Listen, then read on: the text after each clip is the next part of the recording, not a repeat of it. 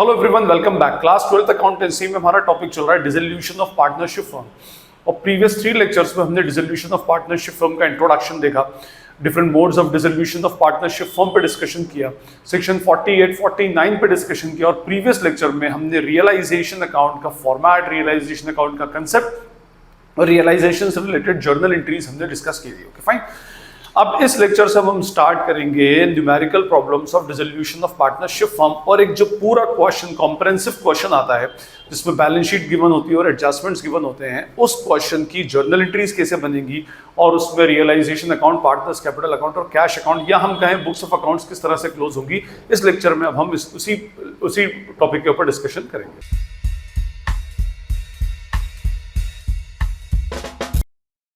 Realisation account से related journal entries क्या होती हैं हम ऑलरेडी डिस्कस कर चुके हैं प्रीवियस लेक्चर में। और इस चैप्टर में रियलाइजेशन अकाउंट ये ऐसा अकाउंट है जो अपने आप में एक न्यू अकाउंट है। अदरवाइज उसके बाद फिर एक पार्टनर्स कैपिटल अकाउंट है, फिर उसमें कैश अकाउंट फाइनली बनता है। तो मेरे पास एक क्वेश्चन है, इस क्वेश्चन को हम पढ़ें और इस क्वेश्चन की हम जर्नल एंट्रीज पास करेंगे कि ओवरऑल फुल फ्लेजेड क्वेश्चन अगर आएगा तो उसकी जर्नल एंट्रीज एक्चुअली कैसे पास होंगी। Okay, balance sheet of A and B as on 31st March 2022 was as follows. Balance sheet देखिए, दो पार्टनर्स हैं ए और बी। 31st March 2022 को उनकी बैलेंस शीट है। Creditors are given Mrs A's loan of 10,000, B's loan 15,000। अच्छा, Mrs A's loan external party है section 48 के अकॉर्डिंगली, मैं आपको बता चुका हूँ। सेक्शन 48 बी में पहले एक्सटर्नल पार्टी का लोन पे होता है और बीज लोन उसके बाद में पे होगा। Okay, reserve fund capitals of A and B, asset side में we have bank of 11,500, debtors 20,000 and we have a provision against the debtors less provision of ₹1,000, outer column में 19,000. Stock in trade, fixtures, machinery, investment and profit and loss account is given towards asset side. और अगर profit and loss account asset side में given होता है, it means it represents a loss for the firm. Okay, the firm dissolved as on 31st December 2005 and the following was the result. Okay, A took over investment at an agreed value of ₹8,000 and agreed to pay off the loan of his wife. A ने कहा कि मैं investment में ले लेता हूँ 8,000 में, जो इन्वेस्टमेंट 10,000 के थे वो A लेगा 8,000 में। अच्छा, A अगर लेगा तो उसका एडजस्टमेंट, जो भी कोई एसेट या लाइबिलिटी अगर कोई पार्टनर लेता है तो वो एडजस्टमेंट हम थ्रू पार्टनर्स कैपिटल अकाउंट करते हैं। फाइन। और उसने अपनी वाइफ का लोन पे करने के लिए एग्री। अच्छा, एक मैंने आपको लास्ट लेक्चर में ही बताया था कि अगर ऐसा लिखा हो कि भाई a partner is agree to discharge the liability, तो इसका मतलब ये नहीं कि उसकी रिस्पॉन्सिबिलिटी हो जाती है। इट मींस फर्म उसको पे करेगी और फिर वो उस पार्टी को पे करेगा। ठीक है, तो फर्म उसको पे करेगी मींस उसकी कैपिटल अकाउंट के थ्रू एडजस्टमेंट कर देगी। Anyway, the realization of assets were as stock 4,500, debtors 18,500, fixtures 25,000 and machinery 5,000. Expenses incurred were ₹1,100. Realization expenses are 1,100. Creditors were paid of less 1.5% discount and B shared profits and losses in the ratio of 3:2. Journalize the transactions and close the books of the firm. Fine. तो हमारे पास ये question है जिसके अंदर हमारे पास कुछ creditors हैं, Mrs A's loan है, ये सब गिवन है। पहले हम इस क्वेश्चन के ओवरऑल क्वेश्चन की हम क्या करेंगे, जर्नल एंट्रीज पास करेंगे। फाइन, तो हेडिंग डाल दें ऊपर आप जर्नल एंट्रीज।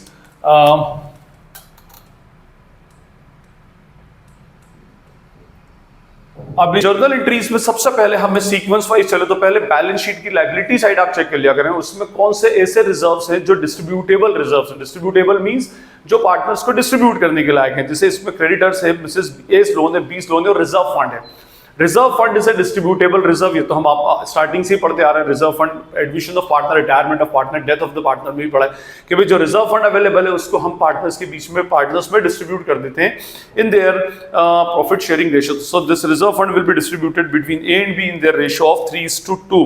तो entry will be what, first entry will be reserve fund account debit, reserve fund account debit to A's capital account and to B's capital account. A's capital and B's capital account से कर देंगे। Amount is ₹5,000 and reserve will be distributed in the ratio 3:2, तो 3,000 and 2,000। और इसका narration आ जाएगा being reserves credited to partners capital account in their old ratio। तो finally we have distributed the reserves. Now come to the asset side. asset side में check कीजिए, अगर आपके पास कोई fictitious asset है या कोई losses हैं गुडविल नहीं, गुडविल इसमें राइट ऑफ नहीं होती, हाँ फाइन, ध्यान रखिएगा। तो अगर कोई लॉसेस है तो those losses will be distributed between the partners. इसमें एक लॉस है P&L अकाउंट का, now we will distribute P&L account loss. तो लॉस डिस्ट्रीब्यूट करने से पार्टनर्स की कैपिटल डिक्रीज होगी, और पार्टनर्स की कैपिटल डिक्रीज होगी तो इट विल बी डेबिटेड। तो entry will be what, is capital account debit, B is capital account debit to what, to profit and loss account, to P&L account debit balance of rupees 7,500. अब 7,500 should be distributed in the ratio 7,500 into 3/5 is 4,500 written off by A and 3,000 by B। और इसका हम narration क्या डालेंगे, being P&L written off and debited to partners capital account in their profit sharing ratio। Fine, ये हमने काम किया। हमारे जो रिजर्व्स थे, एक्यूमुलेटेड प्रॉफिट्स और रिजर्व्स थे और लॉसेस थी, हमने उन लॉसेस को क्या किया, राइट ऑफ किया। Fine, now entries for realisation हम क्या करेंगे, अब पूरी बैलेंस शीट खाली करना है। बैलेंस शीट में से हमने रिजर्व फंड और P&L अकाउंट को खाली करके जो कंसर्न पार्टीज थी उनको दे दिया। ओके, तो अब हम क्या करेंगे, सबसे पहले सारी एसेट्स को जो रियलाइजेबल एसेट्स है उनको उठा करके रियलाइजेशन अकाउंट में ट्रांसफर करेंगे।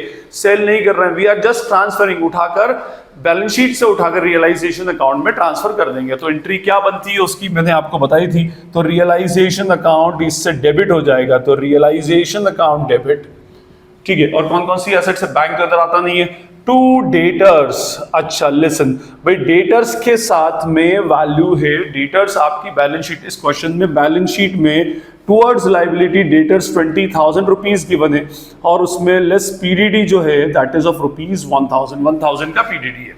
ओके, अब इसके दो अप्रोचेस होती हैं रियलाइजेशन में रिकॉर्ड करने की। फर्स्ट अप्रोच इज दैट कि भाई आप क्या करें, नेट कितना रहा डेटर्स 19,000। फर्स्ट तो ये कर सकते हैं कि हम नेट डेटर से रिकॉर्ड कर दें, नेट डेटर से यहाँ पे टू डेटर्स में 19,000 कर दूं, ये किया जा सकता है। और इसकी एक ऑल्टरनेटिव अप्रोच होती है कि भाई डेटर्स को उसकी ग्रॉस वैल्यू से रिकॉर्ड किया जाए और उसका जो पीडीडी है उसको क्रेडिट कर दिया जाए। फाइन, तो भी बात वही होगी, नेट इफेक्ट होगा। और सेकंड ट्रीटमेंट ज्यादा बेटर है कि भाई हम डेटर्स की ग्रॉस वैल्यू से उसको डेबिट करें, रियलाइजेशन अकाउंट में डेबिट कर दें, और जो उसका पीडीडी जो क्रिएट किया गया है उस पीडीडी को हम क्या करें, रियलाइजेशन अकाउंट में क्रेडिट करें। ये ज्यादा बेटर ट्रीटमेंट है। तो we will go with the second treatment. तो to debtors 20,000, to stock 4,000, stock लिखेंगे हम कितना, 4,000। उसके बाद टू फिक्चर्स 28,000, तो to fixtures 28,000। And then we have to machinery 6,000, तो to machinery 6,000 and to investment 10,000, to investment 10,000। ये वो सारी एसेट्स थी जो रियलाइजेबल एसेट्स है और जो हमने रियलाइजेशन अकाउंट में ट्रांसफर कर दी। 20 + 4 + 28 + 6 + 10 that is rupees 68,000 being assets debited to या transferred to realization account at their book values। इनको इनकी book values के ऊपर हमने ट्रांसफर किया है। asset ट्रांसफर करने के बाद now we will transfer all liabilities to the realization account। liabilities के अंदर हमारे पास एंट्री नंबर 4 है। first liability is what, creditors account debit, है ना, creditors account debit is of by rupees 38,000। Second है इसमें Mrs. A's loan debit, Mrs. A's loan account debit rupees 1,000। अच्छा, मैंने आपको ये बताया था अभी थोड़ी देर पहले कि डेटर्स यहाँ पर 20,000 रुपीज के हैं और उस पर 1,000 रुपीज का प्रोविजन है। तो या तो हम क्या करें, डेटर्स की नेट अमाउंट ही लिख दें 19,000, बट नहीं लिखना चाहिए क्योंकि कभी कभी डेटर्स की ग्रॉस वैल्यू पर परसेंटेज की बेसिस पर एडजस्टमेंट का कैलकुलेशन होता है, तो ना लिखें उसको, बेटर है।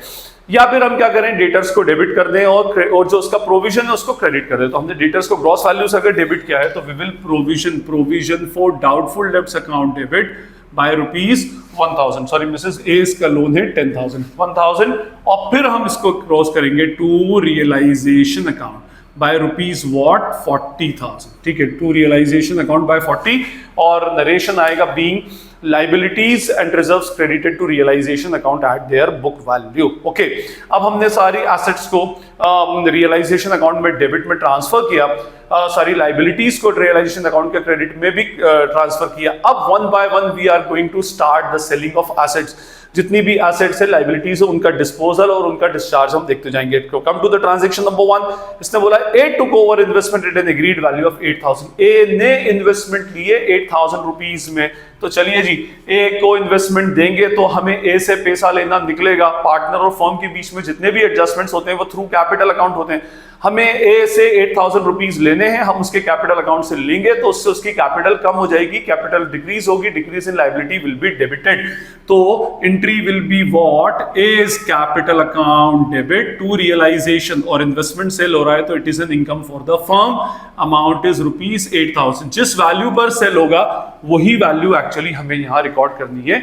Narration will be what, being investment taken over by debited to A's capital account, इसी तरह लिखेंगे। Okay, next is what, and agree to pay off his wife's loan, उसने वाइफ का लोन भी एग्री है पे करने को। अच्छा, एग्री है पे करने के लिए means firm should pay to A and then A will pay to his wife, तो इससे फर्म का एक्सपेंस हो जाएगा। तो entry will be what, realisation account debit to A's capital account, एक अमाउंट एज के कैपिटल अकाउंट में debit की, एसेट की जो उससे पैसा लेना है, एक उसके कैपिटल अकाउंट में क्रेडिट कर रहा है, लायबिलिटी का जो पैसा हमें उसको देना है। कुछ भी नहीं लिखा तो डिस्चार्जेबल एसेट्स बुक वैल्यू, उसकी बुक वैल्यू पर हम उसको डिस्चार्ज करेंगे। अच्छा, इधर इन्वेस्टमेंट हमारा जा चुका है और मिसेस एज लोन का पेमेंट हो चुका है, फाइन। नरेशन क्या बनेगा उसमें, being Mrs A's loan debited to A's capital account for the purpose of discharge. Okay, now come to the adjustment number 2, the realisation of assets were as. अब जो remaining assets है उनका realisation हम कर रहे हैं, तो 7th transaction realisation of assets, पैसा आएगा हमारे पास तो एंट्री होगी बैंक अकाउंट डेबिट, क्योंकि उसमें बैंक बैलेंस दिया हुआ है, आप कैश अकाउंट डेबिट भी कर सकते हैं। बैंक अकाउंट डेबिट टू क्या क्या सेल टू, अच्छा सारी एक बार मैंने आपको बताया था कि एक बार एसेट अगर रियलाइजेशन में ट्रांसफर हो गई तो उसकी इंडिपेंडेंट आइडेंटिटी फिनिश हो जाती है, सारे ट्रांजैक्शन थ्रू रियलाइजेशन अकाउंट ही होते हैं। एनीवे, नीचे लिख देता हूं मैं, स्टॉक सेल हुआ है for ₹4,500, debtors are sold, debtors are realised at ₹18,500, fixtures से we have received rupees what 25,000, and from machinery we have received ₹5,000। ठीक है, तो ये हमने टोटल इसका पेमेंट कर दिया। एनीवे, मैं चेक कर लूं कितना होता है, 4,500 plus 18,500 plus 25,000 and plus 5,000 is ₹53,000। चलिए जी, ये भी एडजस्टमेंट हो गया। हम इसको बोलते हैं being different assets realised in cash, ये हमारी एंट्री हो गई। अब उसके बाद हमें पेमेंट करना है लाइबिलिटीज का, और एडजस्टमेंट दे रखा है एक्सपेंसेस इन। अच्छा, इसमें हमारे पास स्टॉक हो गया, डेटर्स हो गया, फिक्चर्स हो गया, मशीनरी हो गई, मींस अब कोई हमारे पास एसेट बची नहीं है जिसको हम फर्दर मोर कहीं और रियलाइज करें। ओके, एक्सपेंसेस इनकर्ड वर ₹1100, हमने रियलाइजेशन के एक्सपेंसेस पे किए ₹1100, और मैंने कहा था अगर आप रियलाइजेशन के एक्सपेंसेस पे करते हैं तो आपकी एंट्री बनेगी रियलाइजेशन टू बैंक, और क्रेडिटर्स का भी पेमेंट हुआ है तो उसकी भी एंट्री रियलाइजेशन टू बैंक होगी। बट अब दो सेपरेट एंट्रीज डालने से बेटर है कि आप क्या करें, एक ही कंपाउंड एंट्री या एक ही कंबाइंड एंट्री उसकी डाल दें। तो entry will be what, it is an expense, तो एंट्री होगी रियलाइजेशन अकाउंट डेबिट, एक्सपेंस होगा तो रियलाइजेशन डेबिट हो जाएगा because realisation is nominal account, और टू पेमेंट हुआ है चेक के थ्रू तो टू बैंक, और क्रेडिटर्स को के टोटल 38,000 था and we have paid after deducting 1.5% discount, तो क्रेडिटर्स माइनस 1.5% डिस्काउंट के बाद आता है 37430 प्लस एक्सपेंसेस आर ऑफ ₹1100, तो टोटल अमाउंट हो जाएगा 38530। Anyway, all adjustments for realisation done, creditors का ही पेमेंट होगा। पीडीडी मत रियलाइज कर देना, पीडीडी तो एक जस्ट एक फंड था, हमने उसकी एक एंट्री कैंसलेशन एंट्री इधर डाली है। एनीवे, हमने सारे रियलाइजेशन के एडजस्टमेंट्स कर लिए, सारी एसेट्स को रियलाइजेशन में ट्रांसफर कर दिया, लायबिलिटीज को रियलाइजेशन में ट्रांसफर कर दिया, एसेट्स को डिस्चार्ज कर दिया, लायबिलिटीज का पेमेंट कर दिया। Now we just have to calculate profit और लॉस ऑन रियलाइजेशन, रियलाइजेशन पर प्रॉफिट लॉस कैलकुलेट करना है, फिर एक बी के लोन को रिफंड करना है, बस उसके बाद फिर पार्टनर से देखना है कितना बुलवाना है, कितना उनको पेमेंट करना है। Anyway, first we will calculate the loss on realisation. देखिए, रियलाइजेशन अकाउंट अगर लेजर होता तो it would be very easy to calculate profit और लॉस। क्यों, क्या करते हैं हम उसमें, हम रियलाइजेशन के साथ क्रेडिट का ऑर्डर लगाते हैं, डेबिट का ऑर्डर लगाते हैं, डिफरेंस निकालते हैं, जिधर शॉर्ट होता है उधर एंट्री लिख देते हैं। जर्नल एंट्रीज में थोड़ा सा ये कैलकुलेशन प्रॉब्लमेटिक होता है, तो हम देखेंगे भाई हम किसका बैलेंस निकालना है, we have to calculate the balance of realisation account. Realisation account क्या है, realisation account is a nominal account. Nominal account का नेचर क्या होता है, debit all expenses and losses, credit all incomes and gains, means debit में expense लिखे हैं, credit में इनकम्स लिखी है, तो हम क्रेडिट का टोटल लगाएंगे मींस सारी इनकम का टोटल लगा रहे हैं, डेबिट का टोटल लगाएंगे मींस सारे एक्सपेंस का टोटल लगा रहे हैं। अगर क्रेडिट माइनस डेबिट पॉजिटिव आ जाए, क्रेडिट माइनस डेबिट करेंगे means income minus expense, positive आ जाए तो resultant value is profit, negative आ जाए तो रिजल्टेंट वैल्यू इज लॉस। चलिए एनीवे मैं चेक करता हूं इसको। फाइनली हमारे पास नेगेटिव बैलेंस आ रहा है 6530 का।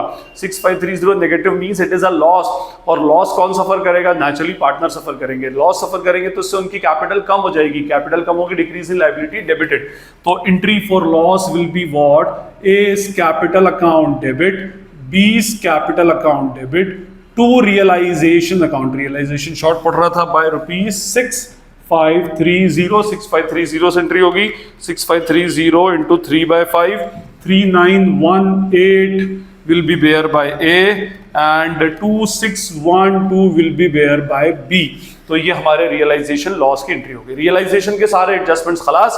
अब हम आगे बढ़ेंगे और जो बच गया है वो देखें। सबसे पहले बी के लोन का रीपेमेंट करना है। मैंने आपसे क्या कहा था पहले, एज पर सेक्शन 48B पहले किसका पेमेंट होगा? एक्सटर्नल लायबिलिटीज का कर दिया, उसके बाद बी का पेमेंट होगा। तो चलिए जी बी का पेमेंट कर देते हैं। तो एंट्री हो जाएगी बीज loan account debit to what? To bank account, okay, to bank account, and amount is rupees what? 15,000 being B's loan discharge, उसका पेमेंट हम करते हैं। अब हमारे पास ये देखना है कि भाई किस पार्टनर को कितना पेमेंट करना है या किस पार्टनर से कितना पेमेंट बुलवाना है। अभी हम इंसॉल्वेंसी की बात नहीं कर रहे हैं, हम ये मानेंगे कि अगर कम होगा, कोई भी शॉर्टेज होगी तो वो पार्टनर एक्चुअली फर्म में इंट्रोड्यूस कर देगा, और एक्सेसिव है तो partner firm will pay to the partner. Fine. इसके लिए देखिए जर्नल एंट्रीज में प्रॉब्लम ये आती है। कैपिटल अकाउंट अगर होता तो कोई प्रॉब्लम ही नहीं थी, हम डेबिट का टोटल क्रेडिट को प्लस करके माइनस कर देते। जर्नल एंट्रीज में थोड़ी सी इसकी प्रॉब्लम आती है। तो जर्नल एंट्रीज का एक सिंपल सा फंडा है, आप सारे पार्टनर्स का नाम लिख लें, ए और बी दो ही पार्टनर है, सॉरी।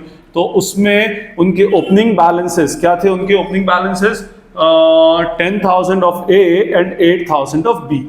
अब कैपिटल क्या है? Capital is a credit, nature of capital is a liability, liability का नेचर होता है क्रेडिट का।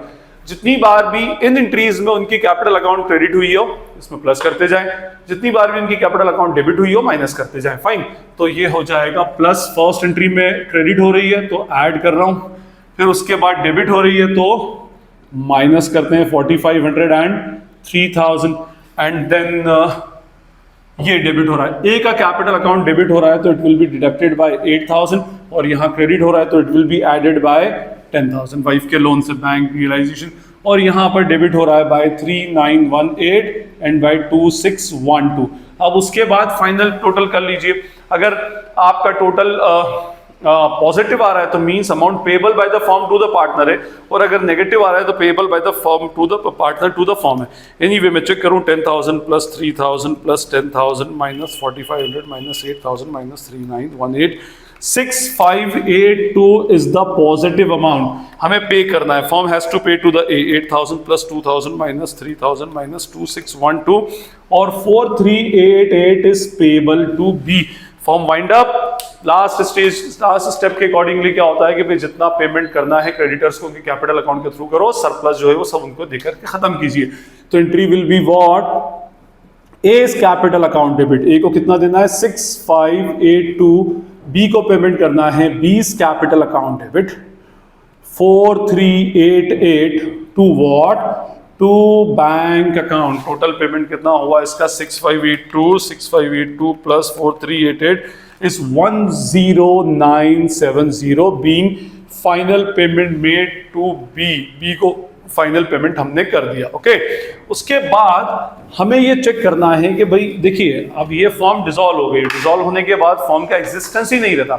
जब फॉर्म का एग्जिस्टेंस ही नहीं रहेगा तो आगे बैलेंस शीट तो बनेगी नहीं, हम तो बैलेंस शीट उल्टी खाली कर चुके हैं और सारी लायबिलिटीज का रीपेमेंट हो चुका है, सारी एसेट्स को बेच चुके हैं, अब तो कुछ बचा नहीं है।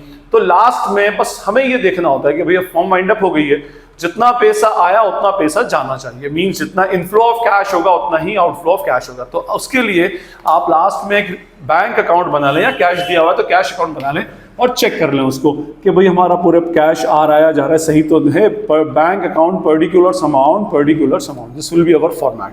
बैलेंस गिवन है to balance brought down of rupees 11,500, और इस यहाँ से जर्नल से लेजर की पोस्टिंग करना है बैंक की।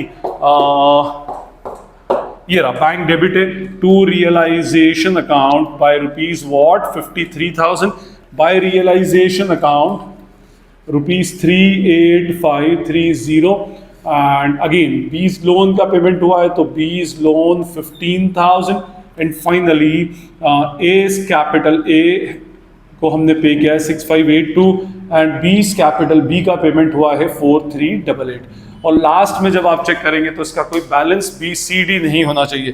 तो 11,500 प्लस 53,000 टोटल कैश हमारे पास 64,500 का था, तो 64,500 ही कैश हमारे पास से रीपेमेंट होना चाहिए। Okay, minus 38,530 minus 15,000 minus 6582 minus 4388, yes 64,500। तो ये हमारा जो क्वेश्चन था, ये हमारा जर्नल एंट्री का क्वेश्चन था कि भाई एक कॉम्प्रेहेंसिव क्वेश्चन अगर आएगा तो उस कॉम्प्रेहेंसिव क्वेश्चन की जर्नल एंट्रीज कैसे पास होगी। अगर पूरा एक क्वेश्चन आ जाए बैलेंस शीट और एडजस्टमेंट का तो इस तरह से उसकी जर्नल एंट्रीज पास होंगी, फाइन। और फिर लास्ट में हम एक बैंक अकाउंट बना करके टैली करेंगे कि भाई कैश प्रॉपरली जितना रिसीव हुआ है उतना पे हुआ या नहीं हुआ, फाइन। तो आई होप आपको ये कॉम्प्रेहेंसिव क्वेश्चन की जर्नल एंट्रीज, ये मैं बार बार कॉम्प्रेहेंसिव क्वेश्चन इसलिए रिपीट कर रहा हूं क्योंकि आगे इंडिविजुअल जर्नल एंट्रीज आएंगी, स्पेशल ट्रीटमेंट्स की वो हम अलग से डिस्कशन करेंगे। ओके, एनीवे, सो ये हमारी जर्नल एंट्रीज थी कॉम्प्रेहेंसिव क्वेश्चन की। I hope it is clear to you all. फिर भी अगर कोई डाउट लगे तो आप कमेंट सेक्शन में पूछ लीजिएगा। This is Najeeb Hashmi signing off from Najeeb हाशमी's Academy। Thank you.